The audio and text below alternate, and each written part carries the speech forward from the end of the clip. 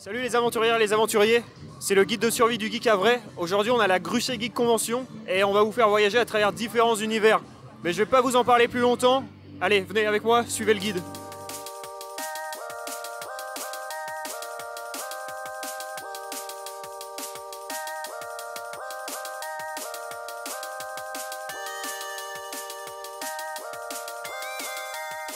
Est-ce que tu peux m'expliquer le principe de dézoner une console, là en l'occurrence la Super Nintendo?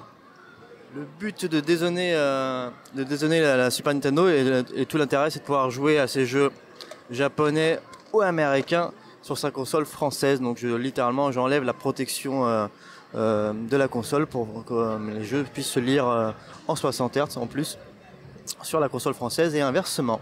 Donc c'est ça le principe simple du dézonage. À l'époque il était opéré avec des interrupteurs et maintenant on met des petits circuits imprimés, quoi.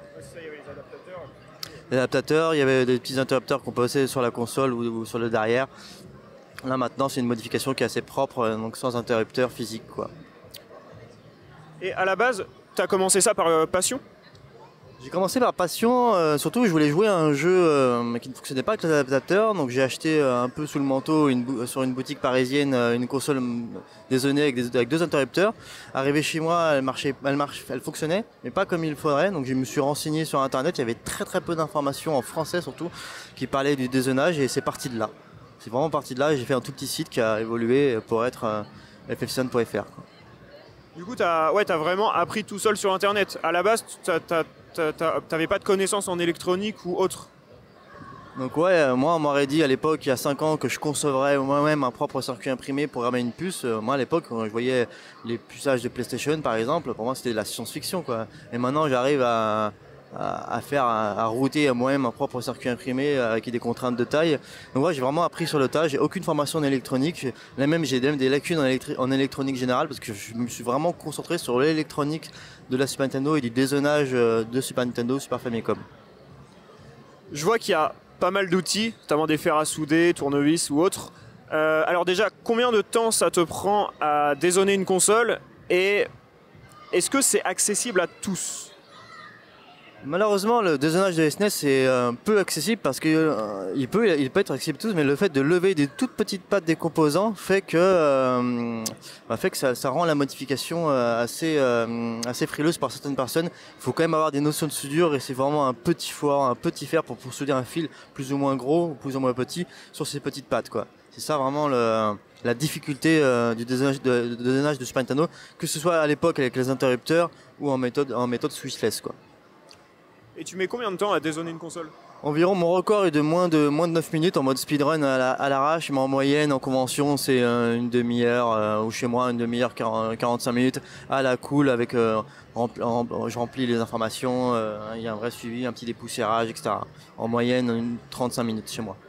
Ça t'arrive de te lancer des challenges, de dézoner une console le plus rapidement ou d'en faire le plus possible dans un temps imparti? C'est un plaisir, donc je me fais pas de... genre je me dis pas il faut que j'en fasse X par jour, c'est pas un défi, c'est pas un commerce, c'est vraiment un plaisir, une passion, ça je mets ça en avant. Après effectivement je me suis amusé à l'époque au Stunfest à faire un speedrun où j'ai dézoné la SNES le plus rapidement. Le prochain défi c'est de dézoner une SNES les yeux bandés et ça va être difficile. J'ai proposé ça... à la team Superplay Live pour le Stunfest en mai prochain, pour la déconne, pour faire chier la demande, quoi. Et finalement ils l'ont accepté pour la blague, donc du coup je vais essayer de relever le défi, mais c'est pas évident. Déjà je sais la démonter et remonter sans l'avoir. Voilà. Et la question c'est, est-ce que tu joues encore à la Super NES? Là je reprends un peu, récemment je me suis fait Mario RPG en français, donc sur mon linker. Je me suis refait un petit peu de Secret of Mana sur la SNES. Et là je sais que le prochain jeu que je me fais ce sera Airbound Mother 3 je crois, mais la traduction française amateur bien sûr, qui a été bien traduite en plus, donc ça c'est mon prochain jeu SNES. Mais sinon en temps normal je ne joue pas. Si j'ai récemment, il y a un an, j'ai acheté une Nintendo Switch et j'ai joué à Zelda, et à cause de la Switch j'ai très peu switché. Donc, mais là pendant ma Switch j'ai fait qu'un jeu, quoi. Donc si je joue dans les transports en commun parce que je suis de Paris, à un jeu de rythme, Love Live. Et avec l'évolution assez rapide des consoles actuelles, t'as encore beaucoup de demandes pour dézoner les consoles rétro? Bah, j'ai beaucoup de demandes, mais je suis même encore surpris que des années après, j'en fasse encore autant. Donc l'année dernière, j'en ai fait un peu plus de 400, il y a 2 ans, 400, et cette année, vu le départ de cette année, ce sera plus de 500, je pense, vu les commandes, etc. Et mon savoir-faire, ma qualité de travail est un peu reconnue. Dès qu'on fait une recherche sur moi, on voit que je suis réglo, je suis propre et tout. Bon, elle est fixée, mais à l'intérieur, les fils sont bien tendus. Même là, le fil est bien mis. Donc voilà, c'est le but. Mais ouais, il y a encore de la demande et c'est un peu ce qui me fait aussi continuer. Parce que moi, c'est un loisir, je gagne rien, au contraire. Mais quand je vois la demande, pourquoi pas arrêter, quoi. Voilà. Et si jamais on a besoin de faire dézonner sa console, ça se passe comment? On doit venir te voir en convention, on te l'envoie? Quels sont les moyens? Alors, il y a plusieurs moyens sur mon site. Moi, généralement, le plus convivial, c'est en convention, où les gens ils peuvent rester, voir la notification. Je me déplace dans les conventions. Là, je suis ici, je suis invité. Mais sinon, moi, je le fais toute l'année par correspondance. Donc, ça reste gratuit, parce que si c'est gratuit, on n'a pas précisé. Ça reste gratuit. Non, on me l'envoie par la poste. Et la poste, soit les Parisiens, quand ils peuvent venir chez moi, ils viennent chez moi. Après, je rends service aussi à des boutiques parisiennes, donc des personnes qui ne veulent pas faire appel à moi parce que bon, je suis qu'un civil. Donc par contre, je traite avec des boutiques parisiennes où là, c'est des consoles que je traite en priorité et il y a une vraie garantie, quoi. Voilà. D'accord. Bah écoute, je te remercie. C'est gentil d'avoir accepté cette interview. Et je te laisse parce que je vois que tu as encore un petit peu de travail. J'en ai 5 à faire, sans compter celle-ci, quoi. Voilà. Bah écoute, je te dis à une prochaine fois. Et si vous avez envie de faire dézonner vos consoles, c'est à cet homme qu'il faut s'adresser, tout simplement. Nous, on repart à l'aventure parce qu'on a encore pas mal de chemin.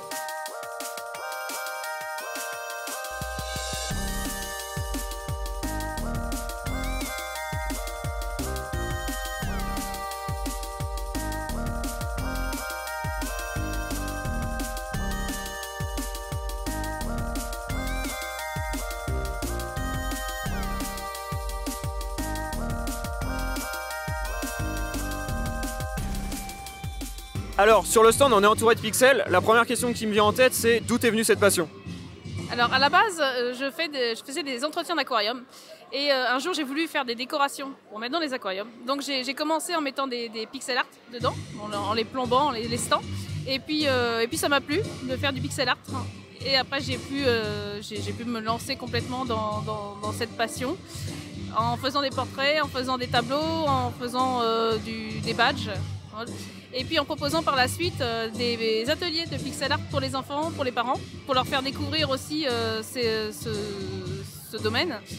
Et sachant que le pixel art, ça prend beaucoup d'ampleur en ce moment. Donc les enfants apprécient énormément, ça fait travailler la motricité, ça fait travailler la patience, et puis ça permet de replonger aussi dans le rétro gaming. Les parents retrouvent les sprites de leurs enfants, et puis les enfants découvrent les jeux des parents en même temps. Oui, parce que je vois que c'est essentiellement basé sur les jeux vidéo et le cinéma. À la base, tu avais commencé directement là-dessus? Directement sur les jeux vidéo. Et puis en peaufinant un petit peu, j'ai pu travailler des images, des photos. Et maintenant, je fais des portraits également en perles. Ouais. Et la question, c'est comment par exemple, on va prendre ce portrait-là, comment tu réalises un portrait comme ça? C'est une création vraiment artistique que tu fais de A à Z, ou est-ce que tu t'aides d'une photo avec des logiciels? Comment tu fais exactement la création en entier d'une œuvre? Alors je commence effectivement d'abord par une photo que je vais pixeliser, et chaque pixel va correspondre à une perle. Donc après je vais travailler mon nuancier de couleurs pour avoir le rendu qui est là. Donc j'ai une grille, un diagramme, comme on pourrait faire en point de croix, et avec ça je vais pouvoir m'aider pour faire le pixel art. Et ça te prend combien de temps pour faire ce tableau par exemple? Ça t'a pris combien de temps pour le faire à peu près? Le Jimi Hendrix, 16 heures. 16 heures pour le faire. Ouais, c'est beaucoup de boulot et puis, voilà, la passion surtout parce que c'est ça qui accroche. Et comment ça se passe? Tu mets les perles sur une petite grille? C'est ça. Et après c'est avec un fer à repasser, c'est ça? Tout à fait. Ouais, vous avez une plaque avec des petits picots et les perles tiennent dans les picots. Une fois que tout est terminé, on va prendre une feuille de papier cuisson.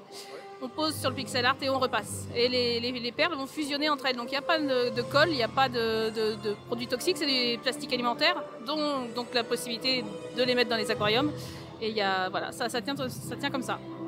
Et tu te fournis où au niveau des perles? Parce qu'il y a énormément de couleurs différentes. Et je sais que dans les magasins classiques, en général, il y a très peu de couleurs différentes dans les nuanciers. C'est ça. Alors moi, la marque avec qui je travaille, c'est Arcal. On a l'habitude de trouver la perle Ama. Ama, on a 70 couleurs. Arcal, on déplace les 120 couleurs. Donc c'est pour l'instant une boutique qui s'exporte pas vraiment en France. Donc quand je commande en bonne quantité pour avoir un stock de nuances. Et effectivement là on s'éclate quoi. Plus de couleurs. Ouais, beaucoup plus de couleurs. Donc les détails qui vont avec et c'est super sympa de travailler avec cette marque-là. Et je vois là sur ton stand, il y a un petit atelier création pour les enfants. Ils aiment bien les enfants faire ça vraiment. Est-ce qu'ils sont accompagnés par leurs parents ou souvent les enfants le font seuls ou c'est quelque chose qui se fait ensemble?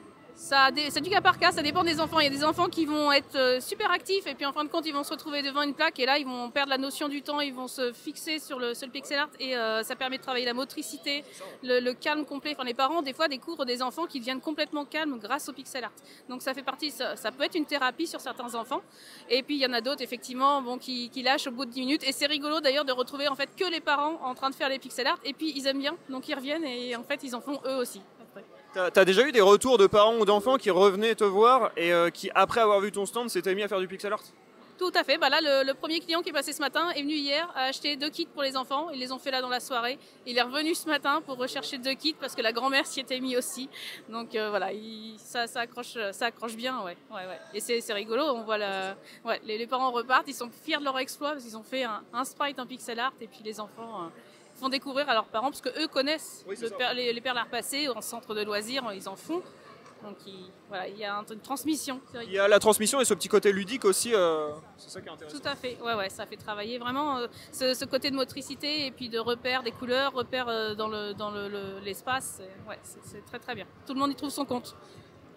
Toutes tes œuvres, on peut les retrouver sur un site internet, sur Facebook peut-être? J'ai une page Facebook, Perles de Pixel. J'ai une page Instagram et une boutique en ligne, une boutique Etsy. Donc pareil, c'est Perles de Pixel. Et là-dessus, alors là, je montre les portraits et les pixel art, mais je fais aussi des bandeaux pour les chiens, pour les harnais pour le chien. En brodé, pareil, sur les thèmes rétro gaming, si vous voulez. Là, j'expose pas parce que c'est une clientèle qu'on peut retrouver ici, mais c'est du surcommande. Voilà. Donc, et on peut te passer une commande, imaginons que quelqu'un est fan d'un personnage, il te dit je voudrais tel personnage en pixel art, tu peux lui faire? Tout est possible, tout est réalisable. Ouais. Voilà, à chaque fois c'est ce que je dis, s'il y a un sprite ou s'il y a un personnage qu'on veut, voilà, je me plie aux demandes et puis en général ça se termine toujours bien. Donc, voilà, je fais tout. Bah écoute, je te remercie, nous on va continuer notre chemin, on a encore pas mal de choses à faire et je te dis à la prochaine.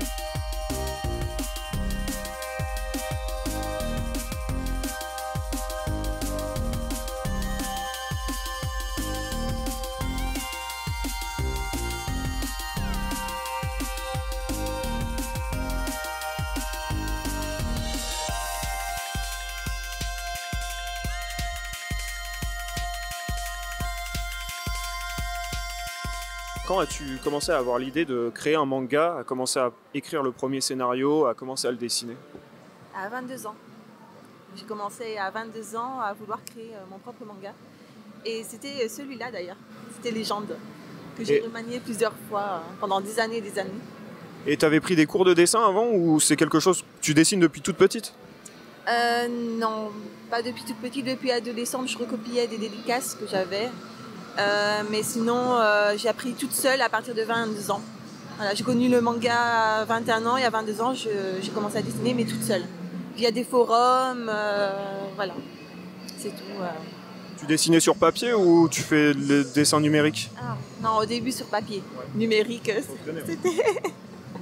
c'était pas assez évolué pour ça pour à cet âge-là, mais oui, sur papier. Sur papier avec feutre noir, voilà. Tu t'es inspiré de certains mangas qui existent? C'est quoi tes références? Alors au tout début, mes références étaient Yuataz. Donc Ayashi no Ceres, voilà.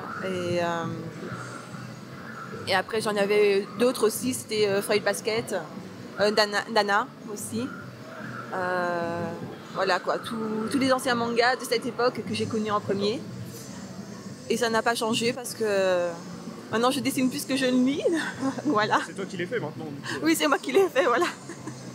Mais voilà, je lis des mangas coréens, je lis des mangas chinois aussi, donc j'essaye de mélanger plusieurs styles aussi en dessin.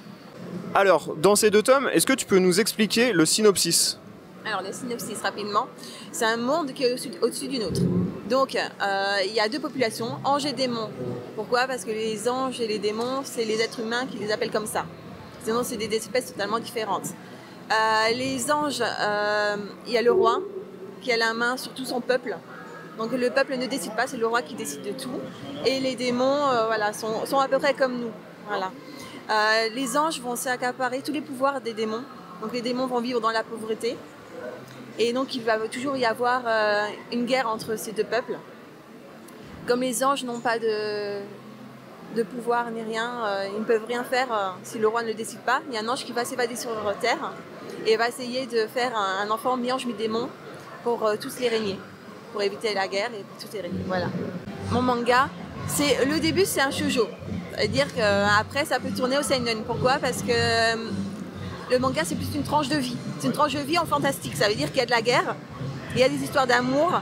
Donc voilà, tout n'est pas tout beau ni tout rose, hein, vous voyez. Donc on va dire que c'est plus une tranche de vie entre le shoujo et ça peut évoluer au seinen aussi. Voilà, ça peut plaire à tout le monde. Et du coup là on voit que tu as 2 tomes. Combien de temps ça t'a pris en tout, le tome 1 puis le tome 2? Alors le tome 1 ça a été très rapide, j'ai mis 1 mois et demi pour le faire. Mais bon, j'y ai passé toutes mes journées, toutes mes nuits aussi. Le volume 2 ça m'a pris 6 mois. Mais j'ai eu un petit enfant, voilà. Donc je m'en occupais et la nuit, je travaillais sur mon volume 2, tant que j'avais du temps. Et comment ça se passe à partir du moment où tu as l'idée d'un scénario, tu le dessines, jusqu'au moment où il sort en format papier et que tu peux le proposer aux gens? Toute la démarche à suivre en fait. Alors la bonne démarche à suivre, donc ici, pour avoir les gens éditer, j'avais déjà sorti un volume qu'après j'ai remanié pour l'éditeur parce que ça faisait déjà quelques années qu'il était sorti. Donc j'ai refait le premier chapitre que j'ai redessiné et puis j'ai fait mon petit dossier avec le chapitre, j'ai mis mes personnages, j'ai mis leur histoire, le scénario, puis tous les chapitres qu'il y aurait dans les volumes. Et après, j'ai présenté ça à l'éditeur qui m'a confirmé que ça l'intéressait pour le faire avec moi, quoi. Et au niveau des éditeurs, ça peut arriver qu'ils te demandent de changer certains trucs ou ils sont assez libres Un éditeur, c'est un petit éditeur, donc il lit, si ça lui convient, ça va, mais il va pas il est plus sur l'orthographe. Voilà, s'il y a vraiment des gros soucis au niveau dessin, il va me refaire changer une case, mais à moi ça m'est pas encore arrivé. Non, il est assez libre pour ça et pour les délais aussi. Il nous laisse le délai qu'on a envie pour l'instant. Voilà. Et je vois aussi que, bon là sur le stand, tu fais pas mal de portraits. Et j'imagine que ça doit t'entraîner un petit peu à dessiner aussi, parce que ça doit être dur comme ça d'avoir une personne en face et de faire son portrait. C'est un exercice que tu fais souvent ou c'est la première fois que tu le fais? Ah non, c'est pas la première fois que je le fais. Je le fais parfois aussi pour mon petit village. Voilà, on a des animations, donc je le fais gratuitement. Je fais des petits portraits. Sinon aussi, je fais dans les braderies, je fais les portraits. C'est vrai que ça m'aide à dessiner quand même assez rapidement parce que j'ai pas envie qu'ils restent là pendant une demi-heure à attendre leur dessin. Et aussi, c'est un autre style. C'est mon style à moi, mais c'est pas le même style qu'on aura dans le manga, quoi. Et j'aime beaucoup ça parce que moi ça me force à faire des personnages que je n'ai pas l'habitude et ça va m'aider après pour création de personnages aussi dans les mangas que je ferai dans le futur. Et en dessinant des portraits comme ça, il y a déjà des gens que tu as vu, que tu as dessiné et tu t'es dit « Ah, ça pourrait être un personnage dans le livre ». C'est déjà arrivé? Je me suis dit déjà ça hier plusieurs fois, oui. Oui. Pour les coupes de cheveux et tout. Oui, le garçon me regarde et il me dit pourquoi. Je dis ta coupe de cheveux me plaît bien, je crois que je vais le ressentir pour un manga plus tard parce que je faisais toujours le même style de cheveux pour les hommes ou quoi que ce soit et là, voilà, oui, ça me donne beaucoup d'idées. Et on peut les trouver où tes mangas? On peut les trouver sur internet? Ou c'est... Oui, donc on peut le trouver sur le site Nanashi, la petite carte là. Sur son site. Après, il y a en format numérique à la FNAC, sur la FNAC, Cultura. Oui, ce sera plus sur les conventions. Voilà, là, je vais faire une convention BD à Aéroville-Saint-Clair, au mois d'avril, le plancher des vaches. Donc voilà, c'est plus ça, dans ces endroits-là qu'on va les trouver. Et est-ce que, parce que là on a le tome 1 et 2, est-ce qu'il y a un tome 3 de prévu? Tu t'as déjà une fin dans ta tête ou tu continues tant que t'as une histoire? Non, j'ai une fin dans ma tête. Déjà ça. Normalement, ça va faire 7 à 8 tomes. Et là, le tome 3, je suis dessus. Et si ça avance bien, comme je le veux, normalement, en décembre prochain, il sort. Voilà. Bah écoute, je te remercie. C'est très gentil. On conseille aux gens de découvrir Legend et de venir te voir sur le stand ou dans d'autres conventions si ils ont l'occasion pour faire un portrait. Et nous, on va te laisser, on continue notre aventure et je te dis à la prochaine.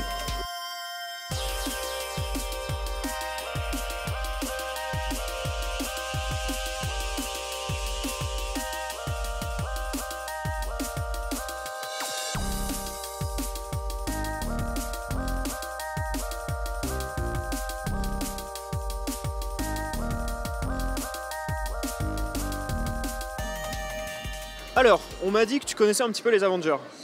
Est-ce que tu peux me présenter un peu la petite famille? Alors, la petite famille de chez Stark, on a Iron Man, on a Captain America, Black Panther, Thor, on a Iron Spider, différents Spider-Man. On a d'autres surprises qui vont arriver que je ne peux pas dire maintenant. Et voilà, dans le côté Marvel, c'est ceux que je connais le mieux. Et après, il y a le côté un petit peu plus pour les petits. Il y a la patte patrouille. C'est ça, on a de la patte patrouille, on a du Choupi, du Winnie, on a la Belle pour les petites filles, on a Ladybug aussi pour les petites filles. Et voilà. Alors, toi qui connais bien Iron Man, comment fabrique-t-il son costume? Alors, laquelle? Celle que tu veux. Alors, je vais partir sur ma préférée, celle que j'ai. La base, c'est la MK43 pour moi, en or et titane.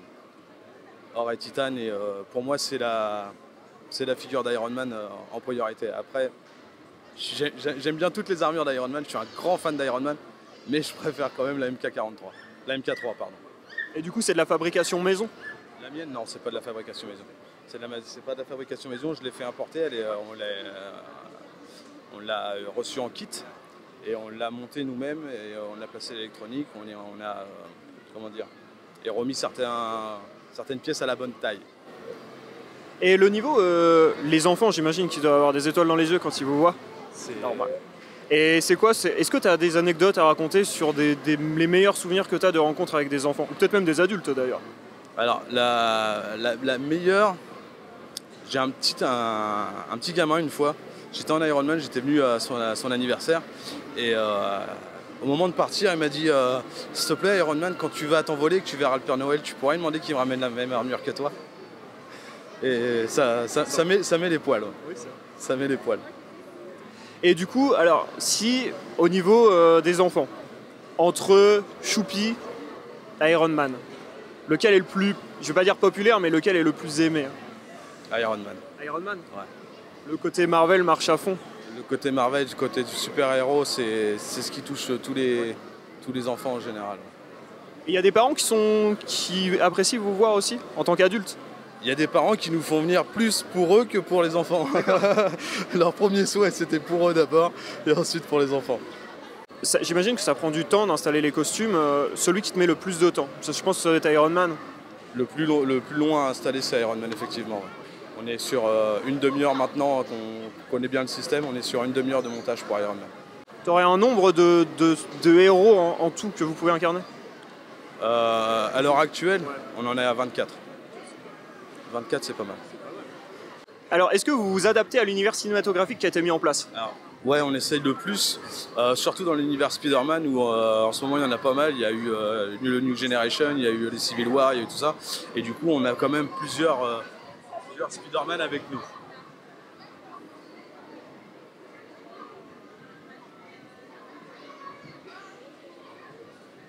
Voilà. Donc on a du Civil War. Non, du Homecoming, pardon. On a le Miles Morales, on a du Venom, de la Gwen Stacy et on a Black Cat qui est là-bas, qui est plus connu pour l'instant dans le jeu PS4 à l'heure actuelle. Et on a Silk aussi, mais qui n'est pas là. D'accord, et ben écoute, je te remercie pour cette petite interview. Mais de rien. Puis on peut voir avec eux pour aller se faire une petite toile peut-être? Avec plaisir. Vous me faites une petite toile?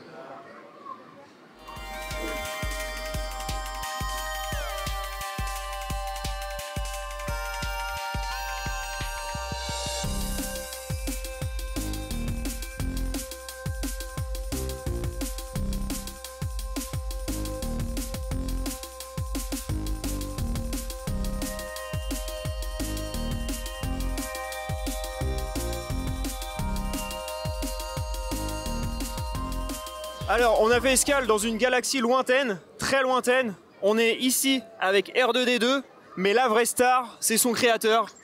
Est-ce que tu peux nous expliquer comment on fabrique une unité R2 et déjà d'où est venu le projet?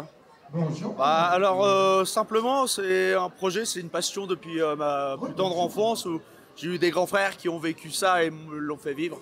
Donc du coup ça vient de là. Après c'est d'avoir vu des gens partir dans le milieu hospitalier, faire profiter aux enfants de cette magie-là. Je me suis dit c'est vrai que c'était très sympa de faire la même chose. Et voilà comment je suis parti sur cette idée-là de construire une unité R2 quoi. Et ça t'a pris combien de temps pour construire celui-ci? C'est une construction qui commence en 2013 et qui, même si on a l'impression que c'est fini, on la fait toujours évoluer. En fait, en 2 ans, 2 ans et demi, on arrive à avoir un droïde fonctionnel, mais après on veut toujours rajouter des options, changer, modifier, donc c'est jamais terminé. Et t'as appris tout ça tout seul ou tu t'es aidé de forums sur internet ou d'autres gens qui t'ont aidé?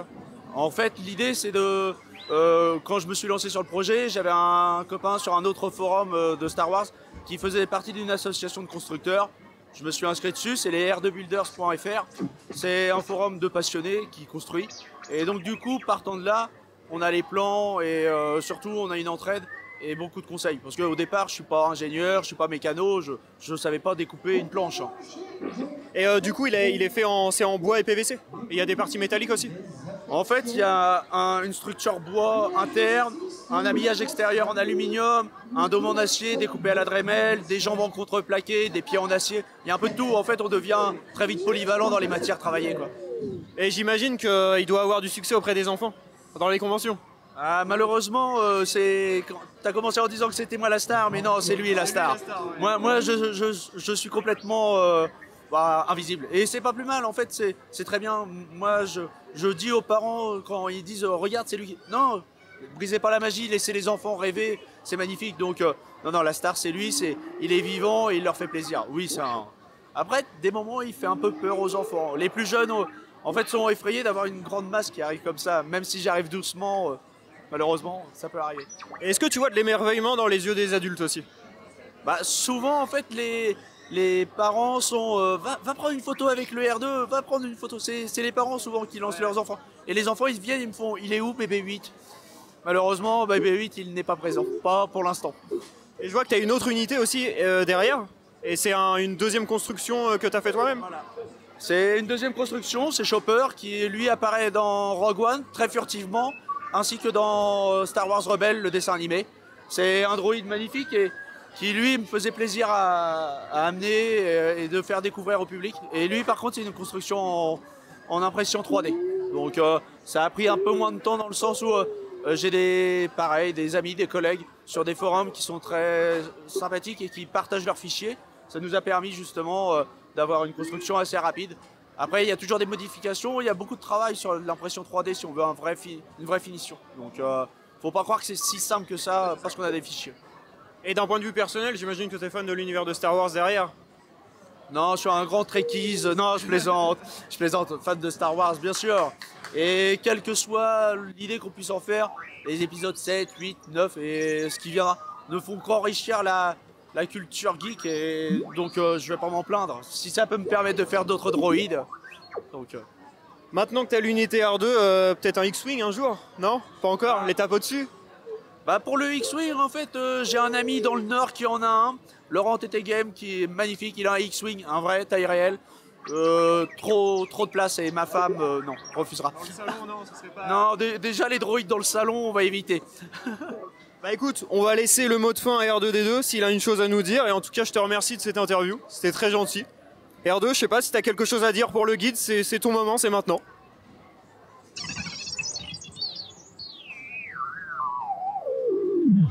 Et je crois qu'il est fatigué. Écoute, c'est très bien. Nous, on continue et on repart à l'aventure.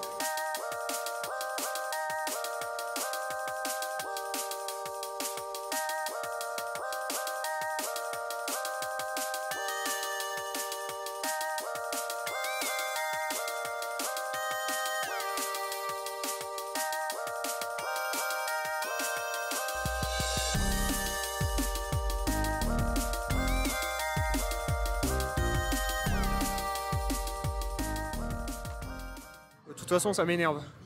Voilà les petits aventuriers, la journée se termine. J'espère que grâce à nous, vous aurez découvert énormément de choses. C'était la Gruche Geek Convention, 3e édition.